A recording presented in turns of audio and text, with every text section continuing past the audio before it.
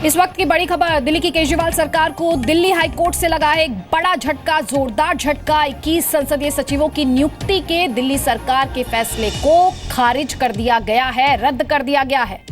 दिल्ली सरकार ने 21 एपी विधायकों को संसदीय सचिव बनाया था, लेकिन दिल्ली हाई कोर्ट ने इनकी नियुक्ति रद्द कर दी है और हमें तमाम पॉलिटिकल रिएक्शंस मिलने शुरू हो गए इस बड़ी खबर पर। हमारे साथ कांग्रेस पार्टी के आलोक शर्मा साहब हैं। आलोक जी, सबसे पहले आपकी प्रतिक्रिया।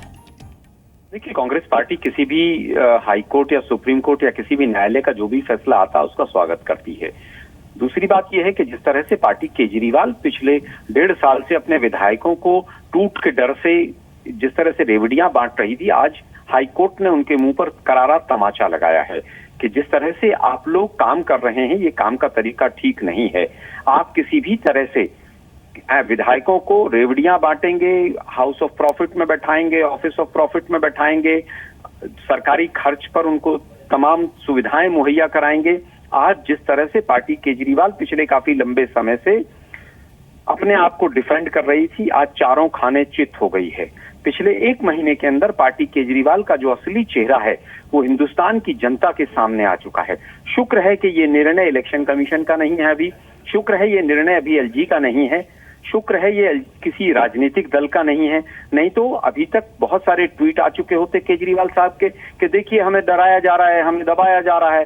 शुक्र है कि ये निर्णय जो आया है ये हाई कोर्ट का आया है। हम इस फैसले का स्वागत करते हैं और देश की जनता से निवेदन करते हैं कि वो आंख खोलकर पार्टी केजरीवाल के असली चेहरे को देखे। आलोक जी, आपने खुद कहा कि उनके असली चेहरे को देखें, लेकिन लगातार अगर अरविंद केजरीवाल और उनकी पार्टी की पॉलिटिक्स पर नजर डाले, राजनीति पर नजर डाले, तो लोगों के पास वो गए कि हम आम आदमी हैं, लेकिन फिर उनकी राजनीति एक्सपोज हो गई। कथनी और करनी का फासला, फर्क दिखाई देने लगा। देखिए, पूरी तरह से जिस दिन से आए हैं, चाहे वो वीआईपी कल्चर की बात हो, चाहे वो नई दिल्ली कंस्टिट्यूएंसी में एफिडेविट लेकर घूमने की बात हो, जो जो वायदे इन्होंने किए सभी से पूरी तरह से मुकर गए। अन्ना हजारे साहब ने भी स्वयं कहा है कि उनसे अब कोई उम्मीद नहीं है।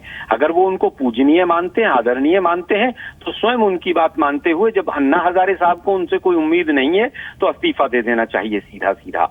और अगर इस्तीफा देने में भी देरी कर रहे हैं केजरीवाल साहब, 49 दिन में भाग गए थे सरकार छोड़कर एक मुद्दे के ऊपर के साहब देखिए जन लोकपाल बिल पास नहीं होने दे रहा। अभी तो कितने तमाम तरह के आरोप उनके ऊपर लग रहे हैं। रायशुमारी तो करा लो कम से कम।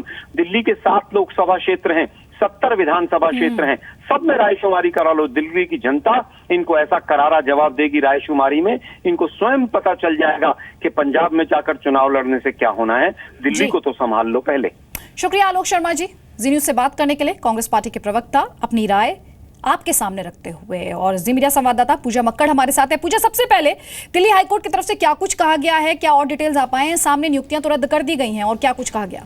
देखिए नंदिता, जो हाईकोर्ट का ऑब्जर्वेशन है उसमें ये साफ तौर पर पाया गया है कि जिस तरह से 21 एमएलएस को संसदीय सचिव का पोस्ट दिया गया, यानी कि वो लाभ का पद था जिसे लेकर पिटीशन लगी हुई थी, और हाईकोर्ट ने आज साफ तौर पर संसदीय सचिव जैसे पद को मानने से इनकार कर दिया है। इससे पहले का बैकग्राउंडर भी मैं नंदिता आपको बता दूं कि दिल्ली सरकार बाकायदा संविधान में संशोधन करके इस पद को वैधानिक बताने की कोशिश कर रही थी, लेकिन जून के महीने में 15 जून के आसपास जब राष्ट्रपति के पास ये मामला गया था तो राष्ट्रपति ने जो संविधान संशोधन था उसे मानने से इनकार कर दिया था और उस फाइल को रिजेक्ट करके दिल्ली सरकार के पास वापस भेज दिया था। इसके बाद यह मामला चुनाव आयोग में गया था और एक एक करके इन 21 एमएलएस की पेशी हुई थी। इस मामले को लेकर उनका तर्क सुना गया था, उनके पक्ष में उन्होंने जो चिट्ठियां दी उनको पढ़ा गया था, जिसमें उन्होंने ये कहा कि ये लाभ का पद किसी तरह से नहीं है। लेकिन ये पिटीशन हाईकोर्ट पहुंची और आज हाईकोर्ट ने जो ऑब्जर्वेशन दिया है उसमें यह साफ हो गया कि ये 21 एमएलए संसदीय सचिव के तौर पर काम नहीं कर सकते। इसके नतीजे ये भी हो सकते हैं कि इन 21 जो विधायक हैं इनकी सदस्यता रद्द होने की नौबत आ जाए। ये जो आगे हियरिंग्स होंगी उसमें डेवलपमेंट देखने को मिल सकता है। पूजा, ये आप बड़ी बात कह रही है कि जो 21 एमएलएज हैं इनकी सदस्यता पर क्या कहें, खतरा बरकरार है अब?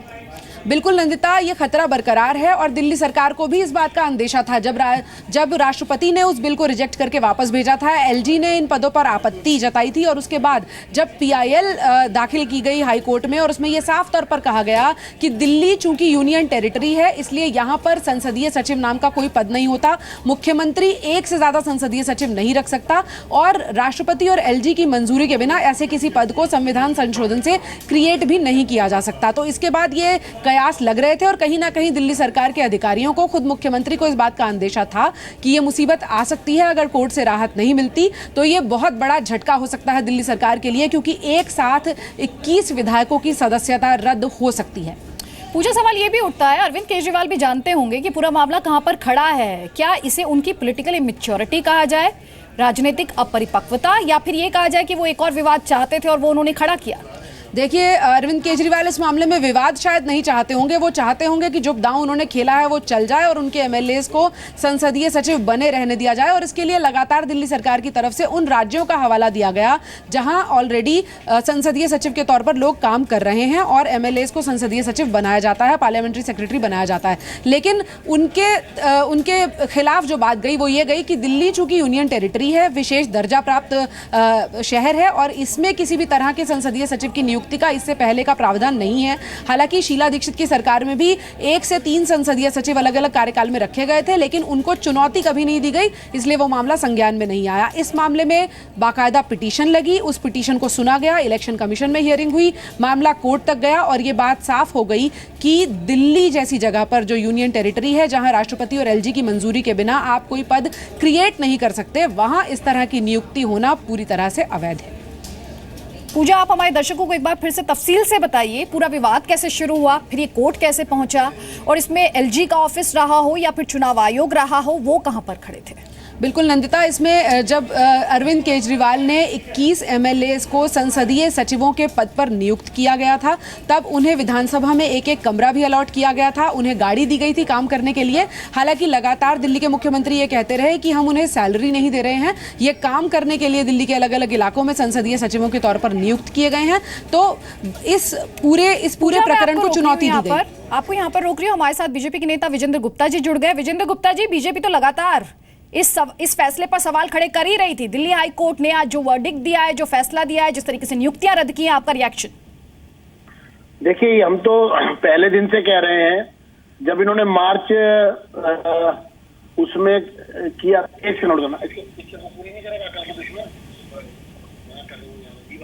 हेलो जी सर, विजेंद्र जी आवाज आ रही है, आप बात रखें। हाँ, मुझे आ रही है आपकी आवाज। देखिए, ये जो नियुक्तियां हुई थी 21, ये जो मार्च में इन्होंने नियुक्तियां की थी 2015 में, ये सब नियुक्तियां गलत थी और एक तरह से 7 मंत्री की जगह जो संवैधानिक व्यवस्था में अलाउड है, इन्होंने 28 मंत्री बनाए। एक तरफ ऑस्टेरिटी की बात करते हैं, सादगी की बात करते हैं, और दूसरी तरफ अपने विधायकों को मंत्री 7 से 28 मंत्री बनाते हैं एक छोटी सी विधानसभा में, और उनको तरह तरह की सुविधाएं देते हैं। तो मुझे लगता है कि हाई कोर्ट के आदेश आने के बाद जो ये राजनीतिक दांवपेच कर रहे थे और आरोप प्रत्यारोप कर रहे थे और मामले को घुमाने की कोशिश कर रहे थे, अब तस्वीर साफ हो गई है और इस पर दिल्ली के मुख्यमंत्री जवाब दें कि उन्होंने ये एक तरह का अनैतिक कार्य क्यों किया था। आम आदमी पार्टी जो बार बार बात करती थी हम सुविधाएं नहीं लेंगे, उन्होंने ये इतना बड़ा अनैतिक काम क्यों किया और इसके लिए क्या वो माफी मांगेंगे? और 21 विधायक जिनको संसदीय सचिव बनाना गलत था, इसको अवैध करार दिया हाई कोर्ट ने। उसके बाद इस सरकार के पास अब कहने के लिए कुछ नहीं बचा और अब ये लोगों की नजर में सरकार पूरी तरह एक इररिस्पॉन्सिबल सरकार के रूप में जानी जाएगी। विजेंद्र गुप्ता जी, अरविंद केजरीवाल का सिर्फ ये फैसला नहीं, उनके कई फैसले विवादों में रहे हैं, कई फैसलों पर उनके सवाल खड़े हुए हैं।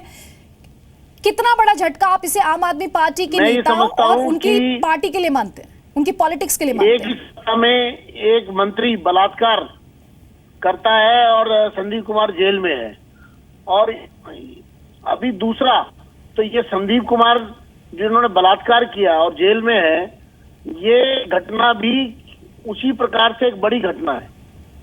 तो एक पार्टी के अंदर अनैतिकता है, दुराचार है, भ्रष्टाचार है, फर्जी डिग्रियां हैं और मंत्रियों की संख्या बढ़ाकर उनको सुविधाएं देना। ठीक है, मेरा अगला सवाल आपसे सर ये है, जिस तरीके से 21 एमएलएस की सदस्यता पर इस समय खतरा मंडरा रहा है, एक बड़ा सवालिया निशान लग गया है, आप दिल्ली की पॉलिटिकल तस्वीर को बदलते हुए देख रहे हैं क्या? निश्चित रूप से देखिए मामला इलेक्शन कमीशन में है। वास्तविकता तो यह है कि इनकी सदस्यता समाप्त होगी और अब ये तय हो गया है, चूंकि नियुक्तियां गलत थी और ऑफिस ऑफ प्रॉफिट में ये 21 नियुक्तियां आती हैं और चूंकि ऑफिस ऑफ प्रॉफिट में आती है तो इनका अब सदस्यता रद्द होना सुनिश्चित हो गया है। तो आज का जो हाई कोर्ट का फैसला है ये इस बात का प्रतीक है कि बहुत जल्द अब इनकी सदस्यता रद्द होने का समय आ गया है। शुक्रिया विजेंद्र गुप्ता जी हमारे साथ जुड़े रहने के लिए। और मेरी सहयोगी पूजा मक्कड़ लगातार न्यूज रूम से हमारे साथ है। पूजा, उस समय मुझे आपको रोकना पड़ा था, आप बात पूरी करें। बिल्कुल अदिति, मैं ये साफ कर दूं कि संविधान का जो आर्टिकल 102(1) और 191(1) है, इसमें ये साफ तौर पर कहा गया है कि दिल्ली में संसदीय सचिव के नाम की पोस्ट नहीं हो सकती और खास तौर पर इसलिए नहीं हो सकती क्योंकि ऐसा कोई पद सरकार क्रिएट नहीं कर सकती जो ऑफिस ऑफ प्रॉफिट यानी लाभ के पद के दायरे में आता हो। ये पिटीशन पिछले साल मई के महीने में प्रशांत पटेल ने लगाई थी, जो वकील भी हैं और याचिकाकर्ता भी हैं इस मामले में, और ये पिटीशन हाईकोर्ट पहुंची थी और लंबे प्रोसेस के बाद अब जाकर हाईकोर्ट ने साफ कर दिया है कि ये जो सदस्यता है ये अवैध है। अब इसके बाद दिल्ली सरकार ये तर्क दे सकती है कि हमने इसे ऑफिस ऑफ प्रॉफिट नहीं माना, हमने अपने एमएलएस को कोई सैलरीज नहीं दी, लेकिन इसे साबित करना और इस तर्क पर टिके रहना बहुत मुश्किल हो जाएगा क्योंकि अलग अलग याचिकाएं जो इस संदर्भ में लगाई गई थी, आरटीआई लगाई गई थी, जिनमें ये जानकारी मिली थी कि इन संसदीय सचिवों को बाकायदा विधानसभा में और दूसरी जगहों पर कमरे दिए गए, काम करने के लिए गाड़ी दी गई और बाकी सुविधाएं भी दी गई, लिहाजा ये पद भी लाभ के पद में आता है। यही सबसे बड़ी मुश्किल है दिल्ली सरकार के लिए कि वो ये साबित करे कि ये लाभ का पद नहीं है और ये एमएलए जो थे ऑफिस ऑफ प्रॉफिट पे काम नहीं कर रहे थे, जो कि फिलहाल मुश्किल नजर आता है। पूजा, आप रहिए हमारे साथ। बीजेपी के प्रवक्ता संबित पात्रा जुड़ रहे हैं हमारे साथ। संबित, सबसे पहले आपकी प्रतिक्रिया, जिस तरीके से दिल्ली हाई कोर्ट ने क्वैश किया है, इन अपॉइंटमेंट्स को रद्द किया है। देखिए, ये तो हम लोग शुरू से ही कह रहे थे कि ये जो 21 विधायक जिसको अरविंद केजरीवाल जी ने पार्लियामेंट्री सेक्रेटरी संसदीय सचिव बनाए थे, ये गैर कानूनी है और आज उस पे मोहर लग गया है कोर्ट का। दिल्ली हाई कोर्ट ने उस पूरे पद को रद्द कर दिया है। स्वाभाविक रूप से जिस प्रकार अरविंद केजरीवाल जी ने खुद कहा था कि आई एम एन अनार्किस्ट, मैं अनार्किस्ट हूं और मैं लगता है उसका अर्थ था कि भारत के संविधान को ही नहीं मानता हूं।